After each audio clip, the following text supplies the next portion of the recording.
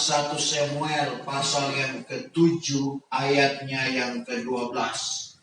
Dan untuk menghormati pembacaan firman Tuhan, saya jemput Bapak Ibu Saudara sekalian bangkit berdiri. 1 Samuel 7 ayat yang ke-12 dalam Alkitab terjemahan lama berkata sebagai berikut.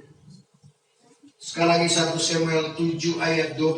Setelah itu maka diambil oleh Samuel akan sebuah batu. Didirikannya lah akan dia antara Mispa dengan Sen. Dan dinamainya akan dia Ebenezer. Karena katanya, sampai di sini sudah ditolong Tuhan akan kita. Terima kasih. Puji Tuhan, silakan. Kalimat terakhir dalam ayat ini, sampai di sini sudah ditolong Tuhan akan Daud. Bapak Ibu Saudara yang kekasih di dalam Tuhan Yesus Kristus, kita perhatikan tentang Samuel. Samuel merupakan seorang yang diminta kepada Tuhan. Karena ibunya Hana tadinya mandul. Orang mandul tidak bisa mengandung dan melahirkan. Tapi karena bagaimana Hana telah memusatkan hati dan pikirannya. Jadi hati, pikirannya dia pusatkan, dia tujukan kepada Tuhan untuk meminta seorang anak. Meskipun pada waktu itu dia berdoa tidak mengeluarkan suara. Hanya mulutnya yang bergerak. Sehingga pada pemandangan Imam Eli bahwa Hana ini dalam keadaan mabuk. Berapa lama tingkah lakumu seperti orang mabuk? Pertanyaan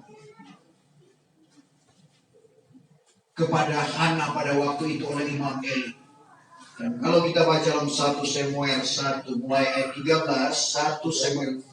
Karena Hana itu pun berkata-kata dalam hatinya. Hana berkata-kata di dalam hatinya. Bibirnya saja bergerak. Bibirnya saja yang bergerak. Tetapi tiada kedengaran bunyi suaranya. Tidak terdengar bunyi suaranya. Sebab itu pada sangka Eli mabuklah ia. Pada sangka Imam Eli mabuklah Hana. Maka kata Eli kepadanya. Kata Eli kepada Hana. Berapa lama gerangan seperti mabuklah lakumu? Berapa lama gerangan seperti mabuk lakumu? Buanglah mabukmu itu daripadamu. Buanglah mabukmu itu daripadamu. Tetapi sahut Hana katanya. Hana menjawab kepada Imam Eli. Bukan begitu ya Tuhan. Bukan begitu ya Tuhan. Melainkan saya ini seorang perempuan yang berduka cita. Saya adalah seorang perempuan yang sedang berduka cita karena Hana tidak bisa hamil dan mengandung. Artinya dia seorang yang mandul. Bukan saya sudah minum air anggur atau minuman yang keras, melainkan saya sudah mencurahkan segala kepikiran hati saya. Saya sudah mencurahkan kepikiran hati saya di hadapan hadirat Tuhan. Jadi sampai di situ. Akhirnya Hana mengandung dan dia melahirkan seorang anak, dinamainya Samuel. Artinya sudah kupinta dari Tuhan. Ayat 20. Ayat yang ke-20. Karena sesungguhnya selang beberapa hari lamanya hamillah Hana, lalu beranaklah ia laki-laki seorang yang dinamainya Samuel. Dinamainya Samuel. Karena katanya sudah kupinta dia kepada Tuhan. Sudah kupinta dia dari Tuhan. Dan Bapak Ibu Saudara, di dalam kehidupan Samuel bersama-sama dengan umat Israel. Bukan berarti karena umat Israel sudah di tanah Kanaan, tanah yang dijanjikan Tuhan, mereka hidup senang, tidak ada gangguan akibat kesalahan mereka. Bukan hanya di perjalanan dari negeri Mesir menuju ke Kanaan mereka melakukan berhala. Tapi ternyata setelah sampai juga di tanah yang dijanjikan Tuhan, mereka tetap melakukan akan hal itu. Sehingga timbul ketakutan mereka akan orang Filistin. Sehingga mereka datang kepada Samuel, minta supaya doakan mereka. Dan apa yang dikatakan dalam 1 Samuel 7 ayatnya yang ketiga, Yang ketiga, maka pada masa itu berkata Samuel kepada segenap orang isi rumah Israel demikian. pada masa itu berkata Samuel kepada segenap orang isi Israel demikian. Jikalau kiranya kamu bertobat kepada Tuhan dengan segenap hati, Jikalau kiranya kamu bertobat kepada Tuhan dengan segenap hatimu, hendaklah kamu membuang segala berhala dari antara kamu. hendaklah kamu membuang segala berhala di antara kamu, Demikian pun segala astorat, demikian pun segala astarot, dan perbetulkanlah hatimu kepada Tuhan. berbetulkanlah hatimu kepada Tuhan, Dan berbuatlah bakti kepadanya. berbuatlah bakti kepadanya. Niscaya disentakannya kamu kelak dari dalam tangan orang Filistin. Jadi kita lihat, niscaya disentakkannya kamu daripada tangan orang Filistin. Dan ini yang dilakukan oleh Samuel. Dia mempersembahkan korban bakaran. Dalam ayatnya yang ke-8, maka kata segala Bani Israel kepada Samuel, jangan apalah Tuhan berhenti daripada meminta kami doa kepada Tuhan Allah kami, supaya dilepaskannya kami daripada tangan orang Filistin. Ayat 9, maka oleh Samuel diambil akan seekor anak domba yang menyusu, dipersembahkannya sama sekali kepada Tuhan akan korban bakaran. Maka Samuel pun meminta doa akan orang Israel kepada Tuhan, dan Tuhan pun meluluskan permintaannya. Bagaimana Tuhan mendatangkan satu guru, saudara, yang menyentakkan akan orang Filistin, yang membuat mereka dikalahkan. Karena pada waktu orang Filistin tahu bahwa orang-orang Israel sudah berhimpun di Mizpah, kalau kita baca dalam ayat yang ke-6, maka mereka datang untuk menyerang akan umat Israel. Ayat 6, 1 Samuel 7. Yang ke-6, maka mereka itu pun berhimpunlah di Mizpah, lalu diciduknya air, dicurahkannya di hadapan hadirat Tuhan. Maka pada hari itu berpuasalah mereka itu serta katanya di sana. Berpuasalah mereka itu serta katanya di sana. Bahwa kami sudah berdosa kepada Tuhan. Kami sudah berdosa kepada Tuhan. Maka Samuel pun menjadi hakim orang Israel di Mizpah. Maka Samuel pun menjadi hakim orang Israel di Mizpah. Dan apa yang terjadi Bapak Ibu Saudara yang kekasih di dalam Tuhan Yesus Kristus, ayat 10. Maka sementara Samuel mempersembahkan korban bakaran itu, tiba-tiba datanglah orang Filistin hendak berperang dengan orang Israel. Tetapi pada hari itu juga Tuhan berguru serta dengan guntur yang hebat kepada orang Filistin. Dikejutkannya mereka itu sehingga Allah mereka itu di hadapan orang Israel. Saudara, bagaimana umat Israel memperoleh kemenangan dari orang Filistin, sehingga apa yang dikatakan oleh Samuel dalam ayat ini. Setelah itu maka diambil Samuel akan sebuah batu, didirikannya lah akan dia di antara Mizpah dan Sen, dan dinamainya akan dia Ebenezer, karena katanya, sampai di sini sudah ditolong Tuhan akan kita. Menyadari bahwa kekuatan itu ada pada Tuhan, yang membuat guntur yang besar yang menakutkan orang Filistin pada waktu itu. Sehingga apa yang diungkapkan juga oleh Raja Daud. Raja Daud juga merasakan bagaimana pertolongan Tuhan di dalam kehidupannya. Sehingga kita lihat apa yang dikatakan di dalam Mazmur 28 ayatnya yang ke-7. Mazmur 28 ayat yang ke-7. Yang ke-7, bahwa Tuhan itu kuatku dan Tuhan perisaiku. Itu kuatku dan perisaiku. Padanya haraplah hatiku. Padanya lah harap hatiku. Maka aku sudah ditolong. Aku sudah ditolong. Sebab itu berbangkitlah sukacita dalam hatiku. Dan aku memuji-muji akan dia dengan nyanyi. Aku memuji-muji akan dia dengan nyanyianku. Jadi kita lihat bagaimana juga yang dialami oleh Daud. Pertolongan Tuhan di dalam kehidupannya dalam ayat ini. Ada 5 hal yang perlu kita perhatikan. Pertama, bagaimana ungkapan Daud bahwa Tuhan itu kuatku. Karena kekuatan Tuhan yang menakutkan orang Filistin. Sehingga umat Israel mengalahkan mereka. Demikian juga yang dialami dan dirasakan oleh Daud. Bahwa Tuhan itulah juga kuatku. Meskipun kita perhatikan bahwa Raja Soleman mengatakan dalam Amsal 20 ayat 29 bahwa mahkota orang muda adalah kuatnya. Tidak bisa disangkal Bapak Ibu Saudara. Sebab itu orang muda dibutuhkan oleh negara. Orang muda dibutuhkan oleh gereja. Karena memang mereka kuat.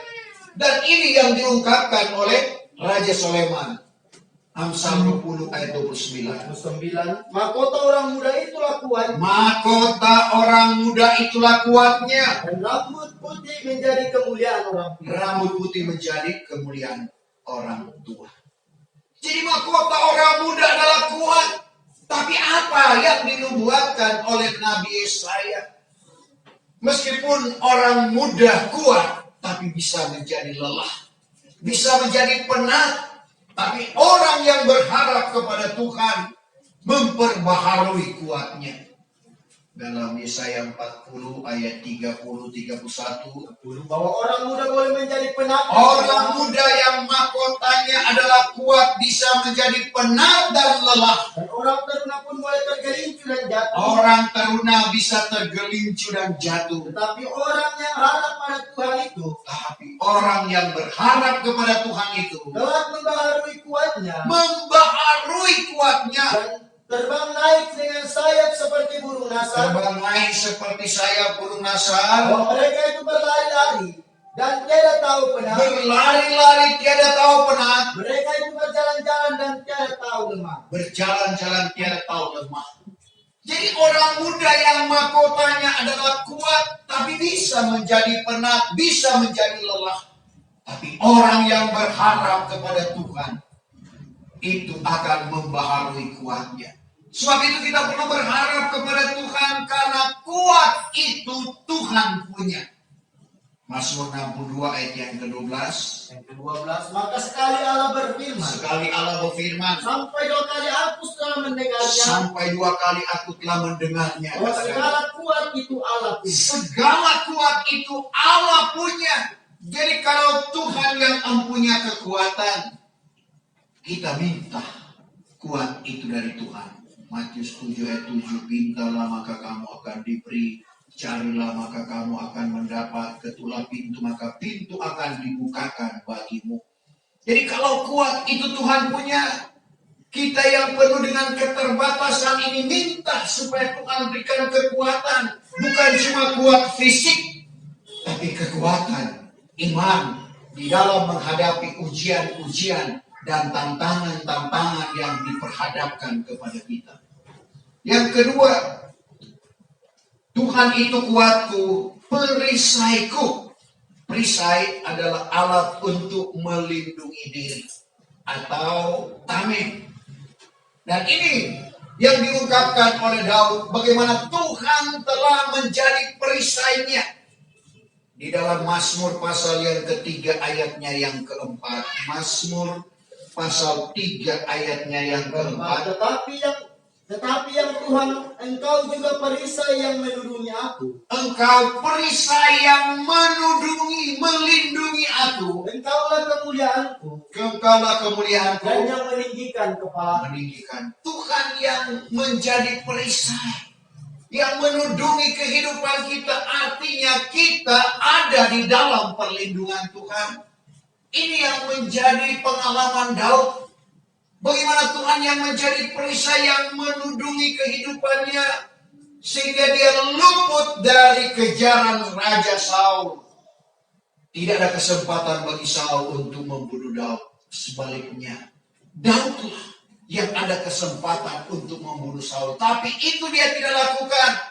Meskipun roh Allah sudah undur dari Saul. Tapi Daud tahu bahwa Saul pernah diurapi oleh Tuhan. Dan yang kedua kita perhatikan dalam Mazmur 7 ayatnya yang ke-11. Mazmur 7 ayatnya yang ke-11. 7 ayat 11, bahwa Allah itulah perisaiku, Allah itulah perisaiku, yang memeliharakan orang yang tulus hati. memelihara orang yang tulus hati. Tuhan adalah perisai Bapak Ibu saya dan saudara. Dia yang memelihara orang yang tulus hati. Artinya dia memperhatikan apa yang menjadi kebutuhan keperluan kita. Karena dia adalah perisai. Bahkan kita perhatikan dalam pasal 18 ayatnya yang ketiga, bagaimana dia gambarkan Tuhan adalah gunung batu. Sampai 2 kali dia menyebutkan Tuhan adalah gunung batu, kota benteng, perisai, yang dimana Raja Daud merasakan pertolongan, perlindungan Tuhan di dalam kehidupannya. Bukan perlindungan yang pendek, tapi perlindungan yang tinggi. 18 ayat yang ketiga.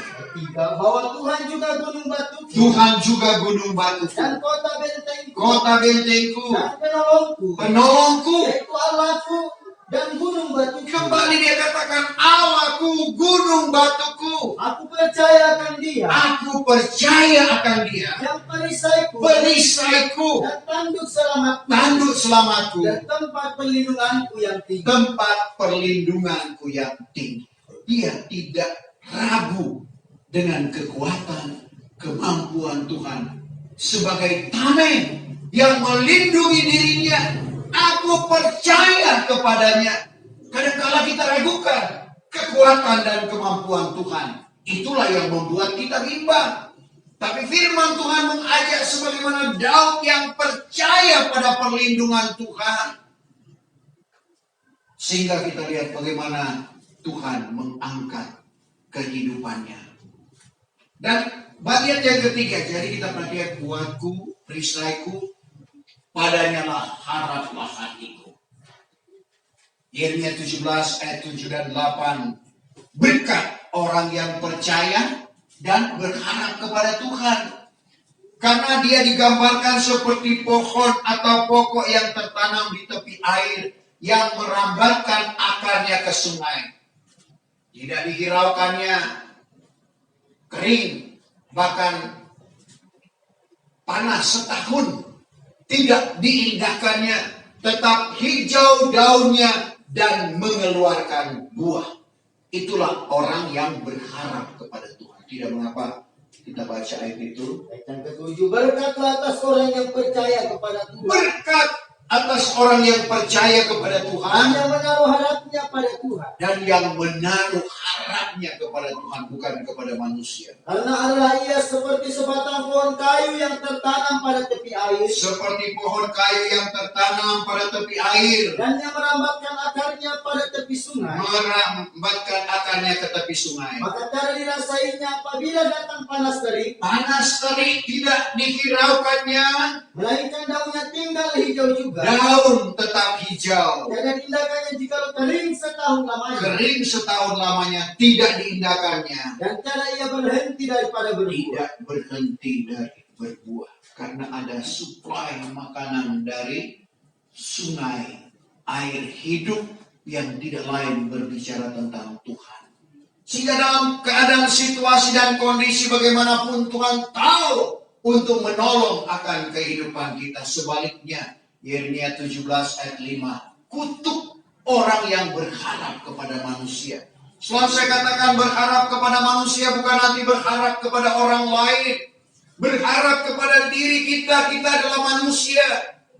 Sekali lagi, bukan berkat yang kita akan peroleh, melainkan kutuk. Menyadari akan hal itu, mari kita senantiasa berharap kepada Tuhan. Tuhan itu kuatku, perisaiku, padanya lah haraplah hatiku, maka aku sudah ditolong. Sebagaimana Tuhan telah menolong umat Israel Sampai di sini Tuhan sudah menolong kami, kata Samuel tadi. Nah demikian juga yang dialami dan dirasakan oleh Daud yang telah diurapi oleh Samuel. Bagaimana pertolongan Tuhan di dalam kehidupannya. Kita perhatikan di dalam Mazmur 34 ayat 19. Orang yang hancur hati sampai luluh lantak, Tuhan pasti tolong. 19. Maka Tuhan itu hampirlah pada segala orang yang hancur hati. Tuhan hampir kepada segala orang yang hancur hatinya. Dan orang yang melantak hatinya pun ditolong. Luluh lantak hatinya ditolong, seperti Hizkia. Dia menangis tersedih-sedih, hancur hatinya luluh lantak. Karena ada nubuatan.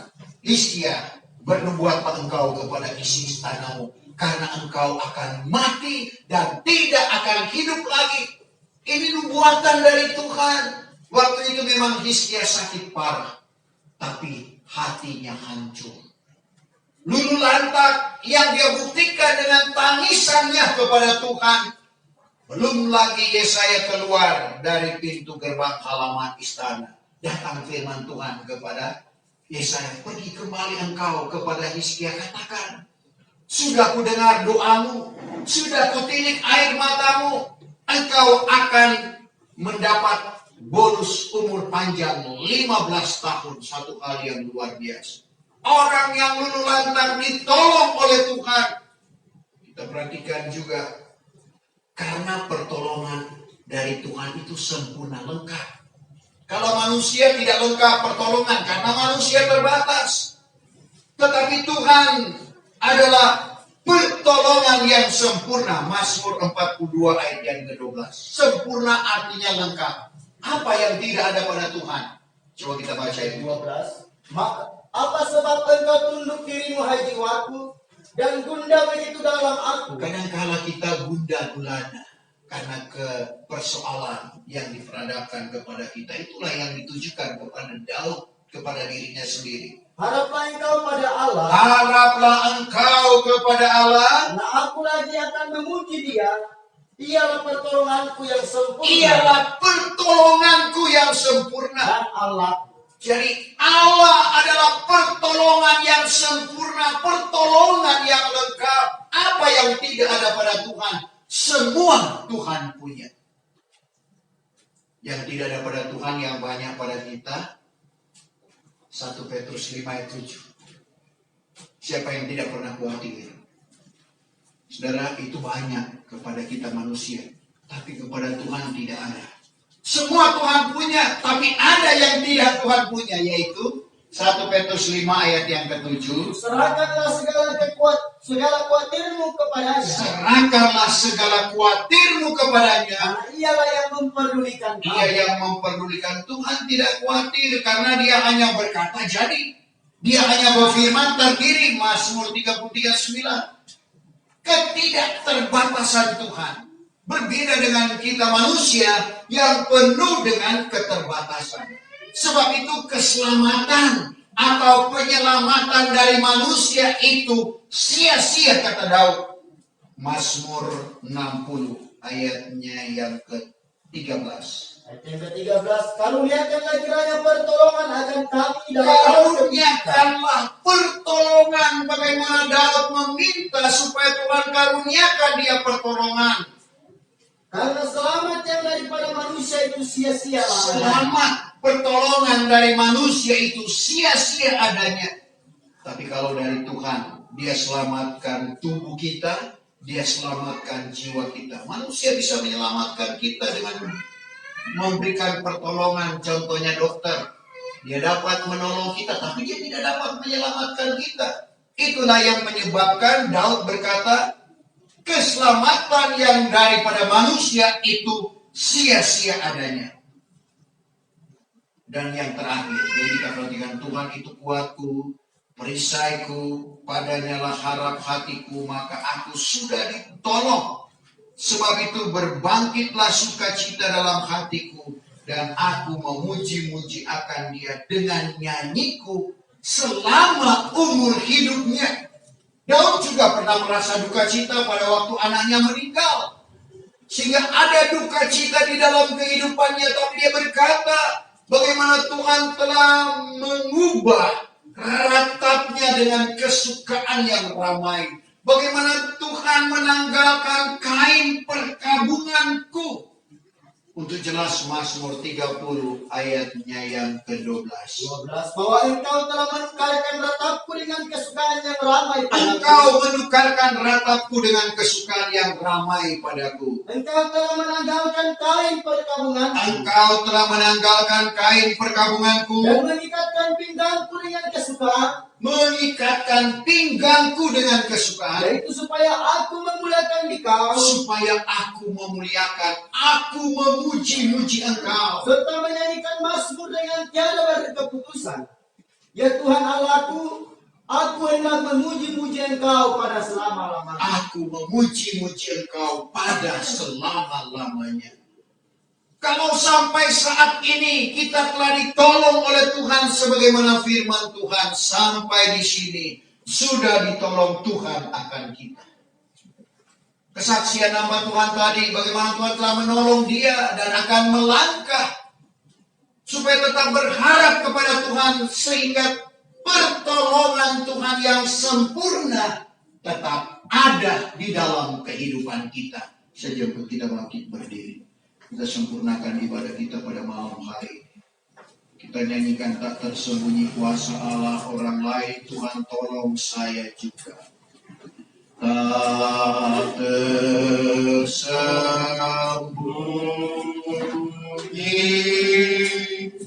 kuasa